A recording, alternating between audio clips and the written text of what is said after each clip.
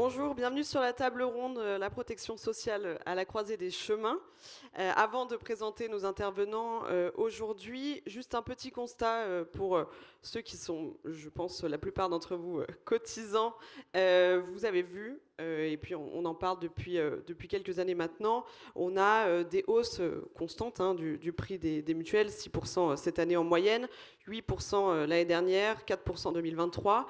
On va voir un peu lors de cette table ronde justement s'il y a des solutions pour éviter d'avoir des hausses tous les ans. Et puis on va parler du rôle des mutuelles et des complémentaires santé sur la viabilité justement de notre système de santé.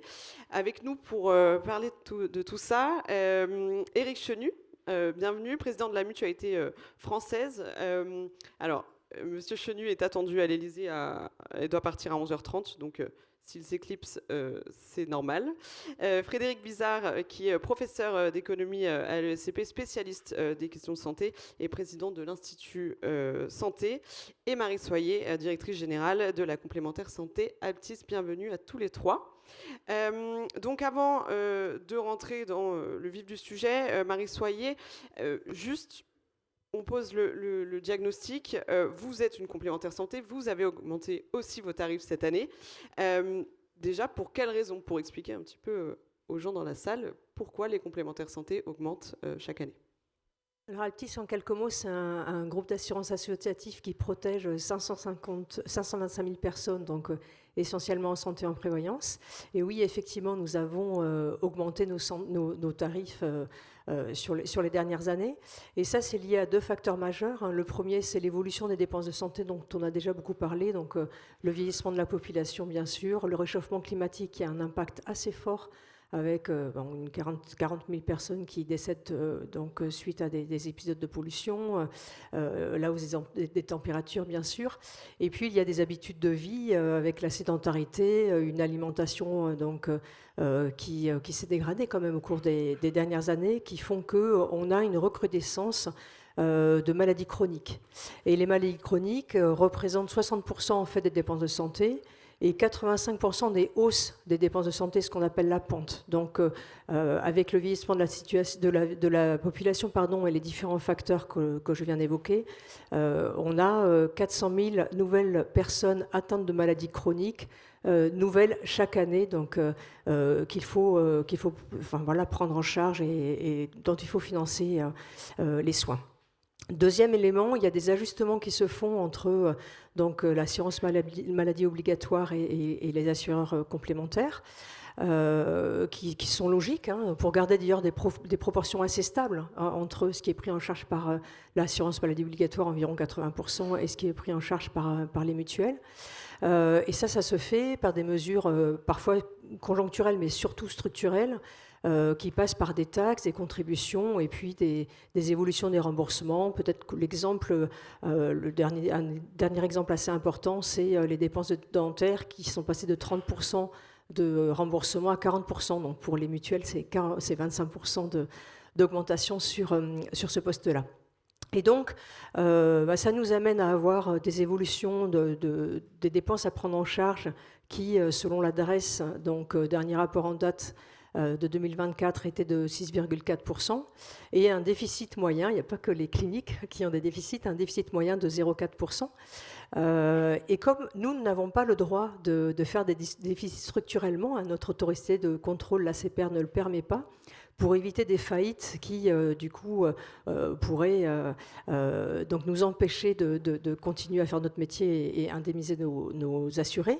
Donc, on est obligé de faire cet ajustement tarifaire pour essayer d'équilibrer les dépenses. Donc, voilà ce que je peux vous dire en quelques mots. Donc dans ce contexte d'augmentation qui, a priori, ne va pas cesser, plus le gouvernement qui cherche à récupérer des sous justement dans les dépenses avec une taxe qu'il veut mettre sur le dos des mutuelles et des complémentaires santé. Éric Chenu, vous avez proposé il y a quelques temps une solution, vous allez nous en parler et puis parler d'autres, de moins rembourser, enfin en tout cas de rembourser toujours, mais sur des cycles plus longs, les audioprothèses et les lunettes. C'est une des solutions. Vous en avez d'autres, je vous laisse la parole. Oui, bonjour à toutes et à tous. L'idée, c'est simplement qu'il faut endiguer, réguler la dynamique des dépenses de santé. Ces dernières années, les hausses de dépenses de santé, que ce soit pour l'assurance maladie comme pour nous, les complémentaires santé, augmentent 2 fois plus vite que la richesse nationale. Donc on a une problématique de soutenabilité qui se pose. Et la question, c'est pas tant de savoir quelle part revient à l'assurance maladie, quelle part aux complémentaires. Bien évidemment, il faut en débattre, il faut peut-être redéfinir les périmètres, mais c'est la dynamique globale qu'il faut absolument regarder. Pourquoi c'est important de le faire dès maintenant? C'est que, comme ça vient d'être dit, le vieillissement de la population impacte les dépenses, mais ça n'est qu'un début. Les dépenses de santé d'une personne de 80 ans sont à peu près 4 fois supérieures à celles d'une personne de 30 ans. Sauf que le nombre de personnes de plus de 80 ans va être multiplié par 3 d'ici à 2050. Donc si on ne trouve pas des solutions structurelles pour revoir et orienter les soins sur les remboursements sur les soins essentiels, en fait, on va avoir une problématique de soutenabilité totale de la dépense. Et donc nous, c'est par rapport à cette entrée-là qu'il nous semble qu'il faut regarder le problème. Et donc, pour rendre cette dépense de santé plus efficiente, c'est comment on outille, comment on aide les médecins en premier lieu, mais aussi d'autres prescripteurs, les infirmiers, les kinés, les sages-femmes, etc., pour pouvoir davantage s'appuyer sur les recommandations de la Haute Autorité de Santé, éviter des prescriptions de choses que l'on fait par habitude mais qui ne sont pas indispensables, et surtout que l'on revienne sur les soins redondants, inadéquats, qui sont bien trop nombreux dans notre pays, estimés à 50 milliards par la direction statistique des ministères sociaux. Par ailleurs, on a un sujet, il y a une évolution de la fraude. Là, je parle je parle pas d'indus, je parle pas d'erreurs, je parle vraiment de fraude. On a des réseaux maintenant organisés, structurés, notamment de l'étranger, et il faut qu'on s'outille, qu'on s'organise de manière puissante. Il y avait une première avancée qui n'était pas suffisante, mais qui était au moins une première étape où nous aurions pu partager nos informations entre l'assurance maladie et nous, parce que si l'assurance maladie est fraudée, nous le sommes. Si nous sommes fraudés, l'assurance maladie l'est aussi. Et aujourd'hui, le cadre réglementaire ne nous permet pas de partager nos données. Malheureusement, le Conseil constitutionnel a censuré cette mesure qu'il a considérée comme un cavalier social, et il faut qu'au plus vite, et si possible avant la fin de l'année, on puisse avoir une base légale pour ces partages d'informations et éviter ces dynamiques. Et puis un autre élément qui pèse et qui coûte aussi, c'est la financiarisation de certains segments, de certaines poches du système de santé, qui amène de la désorganisation dans les chaînes de prise en charge, mais qui aussi augmente un certain nombre de coûts. Et donc il faut qu'on agisse sur tous ces éléments-là. Et après, nous pensons qu'il faut remettre à plat le contrat solidaire et responsable. Le contrat solidaire et responsable, c'est le socle tel qu'il a été défini il y a 20 ans pour faire en sorte que les soins essentiels de nos concitoyens soient couverts par une large mutualisation. Sauf que de PLFSS en PLFSS, on a rajouté des choses, on a rajouté des éléments, ce qui augmente le coût de ces contrats petit à petit.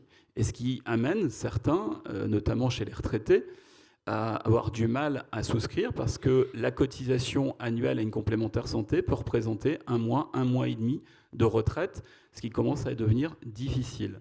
Et donc, il nous semble qu'il faut revenir aux soins essentiels, c'est-à-dire les tickets modérateurs sur les consultations médicales, paramédicales. Sur le médicament, là, il faut qu'on ait le courage. Si des médicaments ont des services médicaux rendus insuffisants, ce n'est pas en les mettant à 15% qu'on règle le problème. Il faut les dérembourser et trouver des alternatives thérapeutiques, médicamenteuses ou non médicamenteuses.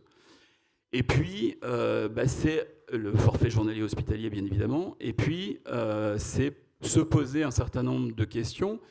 Les transports médicaux ont doublé sur ces 6-7 dernières années. Eh bien, peut-être ce type de dépenses, les remettre sous entente préalable pour éviter de la gabegie. Il y a du transport qui est évidemment utile et nécessaire pour des gens, notamment en milieu ruraux, des gens âgés qui n'ont pas d'autres possibilités. Là, il n'y a pas de problème, c'est normal, c'est fait pour ça. En revanche, il y a d'autres solutions, notamment dans certaines structures urbaines. Et puis, sur le 100% santé, donc ce qui est le dispositif qui a été voulu par le gouvernement il y a 5 ans, 6 ans, où on a décidé qu'il n'y ait plus de reste à charge en optique, en audiologie, en dentaire.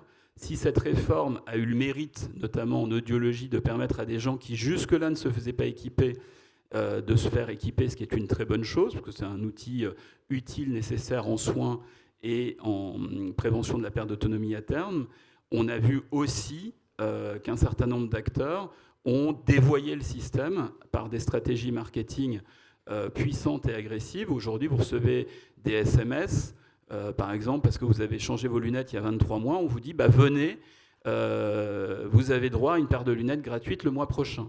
Je suis désolé, c'est normal qu'on vous prescrive une paire de lunettes si votre vue change. Il n'y a pas de droit de tirage. Et donc, à un moment donné, il va falloir qu'on ait le courage, là aussi, de faire un bilan. Cette réforme coûte très cher, et aux 3/4, ce sont les mutuelles qui la payent, enfin les complémentaires santé.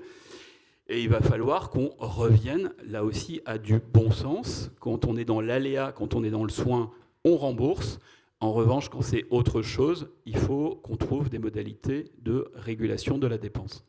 Alors, justement, je continue avec vous, Monsieur Chenu, mais sur ce contrat de base qui pourrait être revu, concrètement, est-ce qu'on peut s'attendre, enfin, à combien il pourrait baisser en termes de prix et qu'est-ce qu'il y aurait dedans, qu'est-ce qu'il n'y aurait pas dedans. Enfin, vous l'avez un peu développé, hein, mais est-ce que vous en avez un exemple précis? Je vous dis, les tickets modérateurs, consultation médicale, paramédicale, le forfait journalier hospitalier et revoir, notamment sur le 100% santé, le panier A, sans obligation notamment de financer les paniers libres du 100% santé. En faisant ça, ça permet de couvrir quand même largement les besoins essentiels et ça permet de faire baisser le coût de ce contrat de base d'à peu près 25% par rapport au coût du contrat solidaire et responsable d'aujourd'hui. Bien évidemment, les organismes complémentaires auraient la possibilité de proposer des contrats plus couvrants et les gens de faire le choix, dans le cadre d'une modularité, comme ça pouvait exister, bien de prendre des contrats plus courants s'ils le souhaitent. La contrepartie, c'est que tous les organismes complémentaires s'engagent à proposer ce contrat de base pour vraiment donner du choix aux gens. Et là aussi, il faudrait qu'à un moment donné, les pouvoirs publics soient cohérents. Si on est sur les soins essentiels, eh bien, qu'il y ait une fiscalité qui soit conforme aux biens et aux services essentiels, c'est-à-dire une TVA à 5,5. Aujourd'hui, la taxe sur les complémentaires santé est de 14%. C'est une anomalie européenne. Je rappelle qu'en Allemagne, les complémentaires santé ne sont pas taxés. En Italie, elles sont taxées à 2,5%. En Espagne, à 0,15%. Nous, on est à 14%, donc ce qui est une aberration totale. 2 mois de cotisation dans l'année, vous payez que des taxes. Donc nous, on pense qu'il faut revoir cela. L'assurance maladie a besoin de finances en cotisation sociale et fiscale, mais taxer les complémentaires santé pour rapporter un peu plus de 7 milliards à l'assurance maladie ne nous semble être ni une assiette juste, ni adaptée pour une bonne répartition de l'effort de financement de l'assurance maladie. Donc ce contrat solidaire et responsable, ainsi redéfini, permettrait de redonner du choix, de la modularité, bien évidemment, dans le périmètre tel qu'il est aujourd'hui, des contrats négociés par les employeurs publics comme privés, le cadre de négociation, après ça sera aux partenaires sociaux de voir comment re-questionner les contenus de ces contrats. En ce moment, régulièrement, on est mis en cause parce que dans les contrats de complémentaire santé, des thérapies non médicales sont pris en charge, l'ostéopathie, etc., etc. Je rappelle que les ostéopathes, jusqu'à nouvel ordre, sont au registre partagé des professionnels de santé, donc je ne vois pas bien où est le problème. Mais ce qui est quelquefois surprenant, c'est que l'État nous reproche de prendre en charge ces thérapies dites de médecine douce, alors même que l'État employeur nous impose, dans le cadre des appels d'offres publics de la protection sociale complémentaire des fonctionnaires, de rembourser la naturopathie et l'éthiopathie. Ce qui, effectivement, me laisse perplexe à titre personnel, parce que l'éthiopathie, jusqu'à nouvel ordre, il n'y a aucune base scientifique, médicale qui définit ce que c'est, etc. Mais c'est quand même quelquefois assez surprenant. Donc oui, il faut remettre à plat l'ensemble de ces sujets, définir ce qui est utile et nécessaire, et peut-être renvoyer à autre chose ce qui ne l'est pas. Merci Eric Chenu. Frédéric Bizard, vous dites qu'on est sur un système, un modèle social qui est mort, en fait, enfin, qui va un petit peu dans le mur. Qu'est-ce que vous proposez et quelles sont les solutions justement pour enrayer cette course un petit peu dans le mur que nous vivons actuellement? Merci de m'avoir invité. J'espère que je ne suis pas le seul à le penser, parce que ça serait... Mais je vais essayer de faire un peu de pédagogie pour la chose. D'abord, on entend à peu près dans tous les couloirs des lieux de pouvoir que nous sommes à la fin d'un cycle, qu'il faut tout réinventer, qu'il faut... Bon. La protection sociale à la croisée des chemins, parlons-en. Mais pourquoi c'est comme ça? C'est encore une fois une analyse que tout le monde doit partager. On peut être en désaccord sur les solutions, mais pas sur le diagnostic qui s'impose à nous. Je vais vous prendre juste trois points durs qui expliquent ça. Le grand démographe Alfred Sauvy, je crois que c'était en 86 son livre, La France ridée, il y a 40 ans. 40 ans. La France ridée. Il dit si fondamentaux sont les problèmes de population, qu'ils prennent une terrible revanche sur ceux qui les ignorent. D'accord ? Eh bien, la première des raisons, elle est démographique.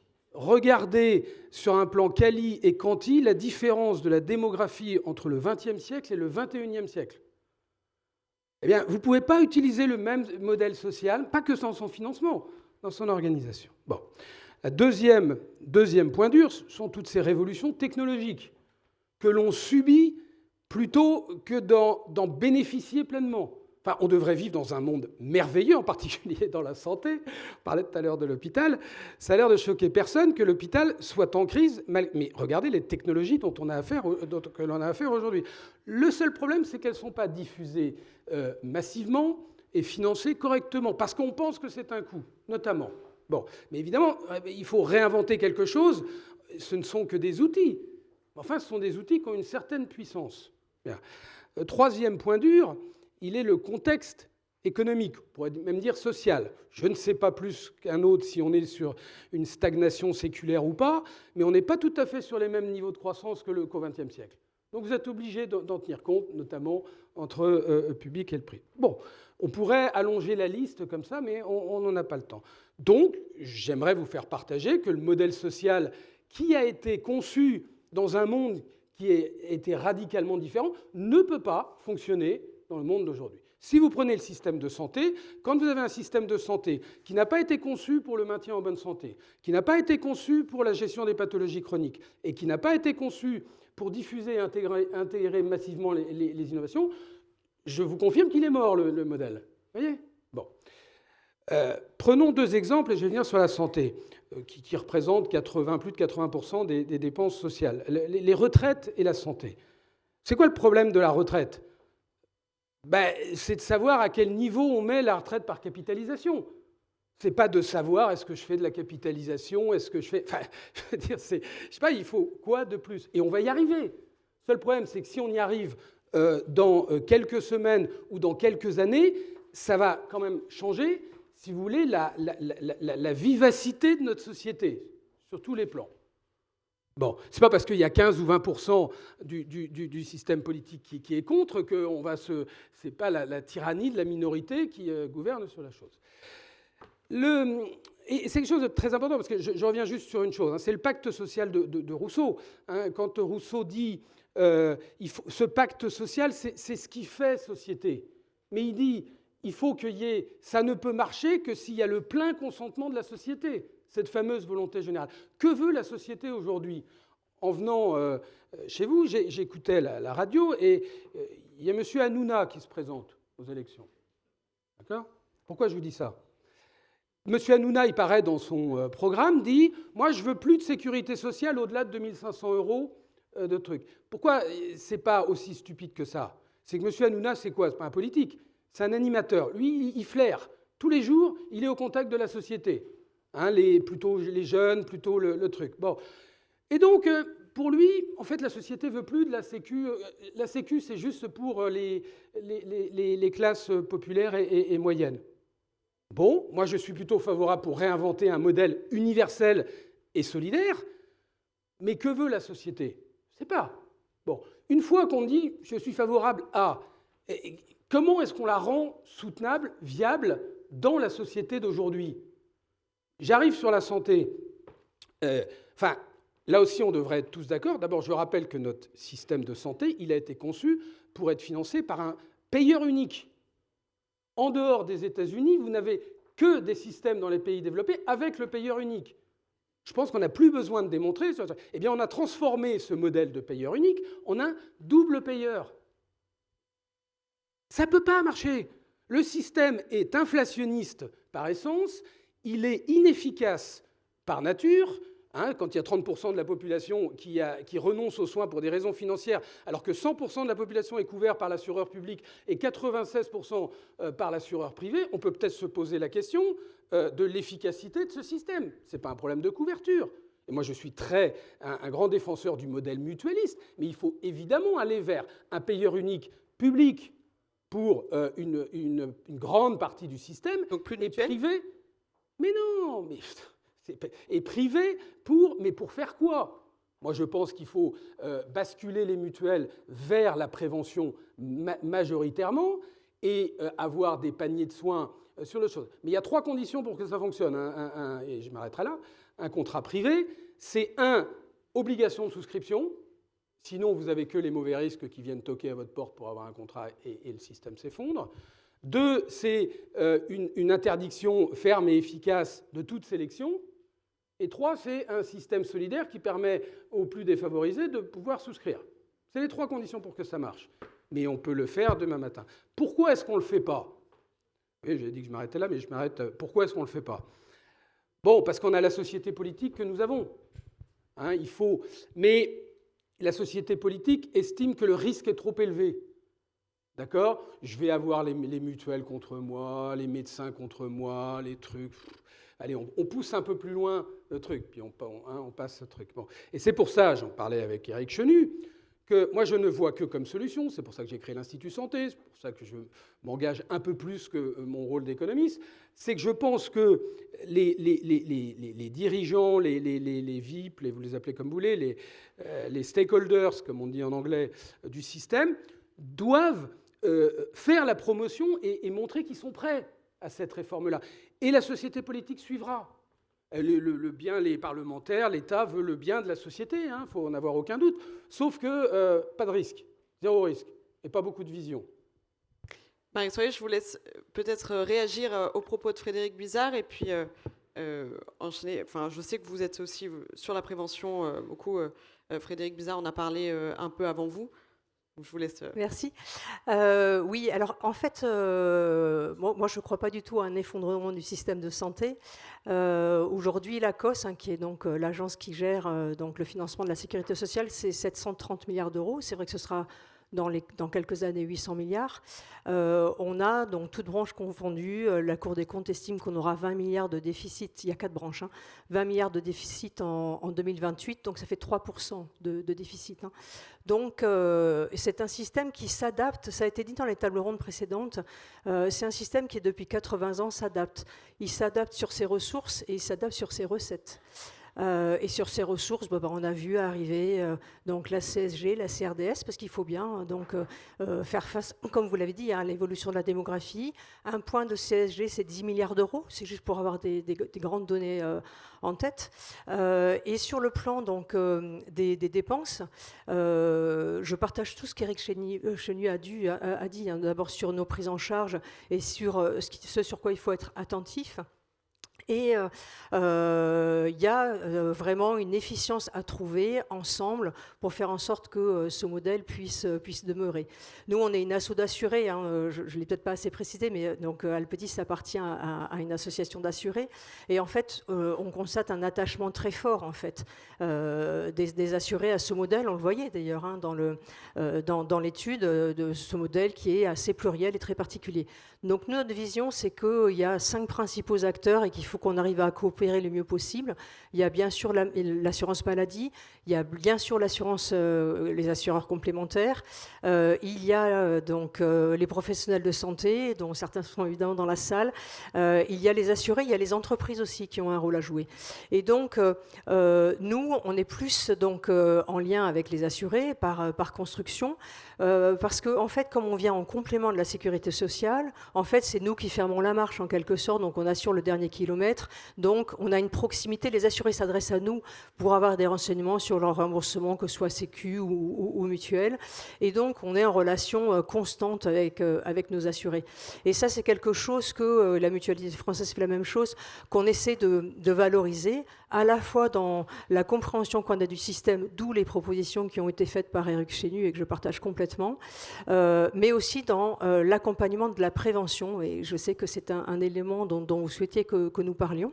Donc ce n'est qu'un des éléments, mais c'est un élément important. Et dans la prévention, donc, on essaie, et c'est extrêmement difficile, d'agir en prévention primaire donc pour faire évoluer l'hygiène de vie des Français, hein, bien manger, bien dormir et bien bouger. C'est très simple à dire, c'est très difficile à faire. La prévention secondaire, qui pour moi est vraiment très efficace, et nous, là, on veut vraiment s'allier à l'assurance maladie obligatoire pour être une caisse de résonance en proximité, donc des programmes, on parle de dépistage et de vaccination, il n'y a que 30% des Français qui font leur dépistage du cancer colorectal, il n'y a que 50% des femmes de plus de 50 ans qui font leur dépistage du cancer du sein. Donc nous, on veut vraiment donc accompagner ça. Et puis la prévention tertiaire, évidemment, c'est l'atténuation du risque une fois que la personne est atteinte de maladie. Raymond Lemoigne était présent tout à l'heure, donc nous, on travaille avec ces équipes sur un projet qui s'appelle ICOP qui vise à faire de la détection précoce de dépendance pour agir au plus tôt. Donc ça, c'est important. Et le deuxième point, donc il y a la prévention. Le deuxième point, qui nous tient vraiment à cœur dans notre association, c'est vraiment de travailler sur la conscientisation en fait, du système par les assurés. D'abord parce que en fait, il y a une utilisation un peu machinale du système de soins qui s'est créé avec notamment le tiers payant qui fait que les gens n'ont plus de vision de ce qu'ils payent. Et nous, on a vraiment envie d'agir pour aller vers donc une utilisation plus consciente et éclairée du système de soins et plus responsable. Effectivement, si on a les moyens de prendre sa voiture ou que quelqu'un vienne nous chercher pour aller faire ces examens ou ces soins, c'est ce qu'il faut faire. Donc voilà, à tous les niveaux, il faut une responsabilité. Et sur ces sujets-là, donc nous, on a une manière d'aborder les choses avec nos assurés, c'est que tout ce qui est prévention, responsabilisation, ça se fait donc dans l'intérêt de chaque personne, dans l'intérêt de l'individu, mais au bénéfice de tous. Et là, on s'inscrit vraiment complètement dans la logique de la protection sociale française. Frédéric Bizard, oui, je suis content de voir qu'il y a encore certains acteurs qui défendent le modèle, et il y a certains acteurs qui ne se portent pas trop mal, mais ils sont quand même de moins en moins nombreux. Je n'ai pas été trop dur sur le système de complémentaires, mais défendre le système des complémentaires, il ne faut vraiment pas se mettre à la place de l'intérêt général aujourd'hui, mais je respecte parfaitement votre position. Deux choses. Il y a des industriels, je crois, dans la place. On connaît l'état du système de santé vu par la désertification, la désorganisation des hôpitaux, la polymétrique. Mais vous savez, je ne sais pas si vous savez quelle est la part des médicaments innovants qui ont reçu une AMM en Europe, qui sont entre 2017 et 2022, qui sont sur le marché français aujourd'hui. D'accord ? 36%. D'accord ? C'est-à-dire qu'aujourd'hui, et évidemment, on est tous les deux en bonne santé, apparemment, donc c'est compliqué de se rejeter, mais je peux vous dire qu'il vaut mieux être en bonne santé dans ce pays et pas avoir de pathologie grave, parce qu'on en arrive au point d'une difficulté à trouver ce qui se fait de mieux pour se soigner. Je ne sais pas quel est le fond de la piscine, je ne sais pas, chacun remarque par rapport à ça. Deuxième et dernier point, ce n'est pas la révolution qu'il faut faire. Moi, j'enseigne notamment la macroéconomie, mais j'enseigne aussi l'histoire de la protection sociale. Il faut réécrire une page de la protection sociale comme certains avant-gardistes et penseurs ont fait avec le CNR, écrit la page de 1945 à 1925. Il faut partir de ce qui existe, partir de la société, de notre culture, pour réécrire l'autre page. Ça n'a rien d'une révolution. Moi, je l'ai fait pour le système de santé.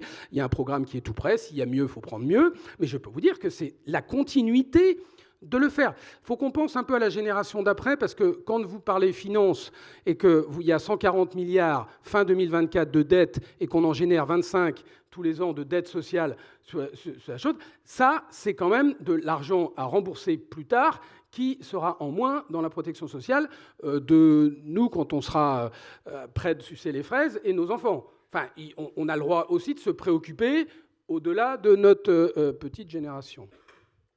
Bon, je vais vous laisser sur ce mot de la fin de Frédéric Bizard. Merci à tous les deux d'avoir parlé de la protection sociale à la croisée des chemins. Et nous allons parler de la santé des femmes pour la prochaine table ronde. Merci.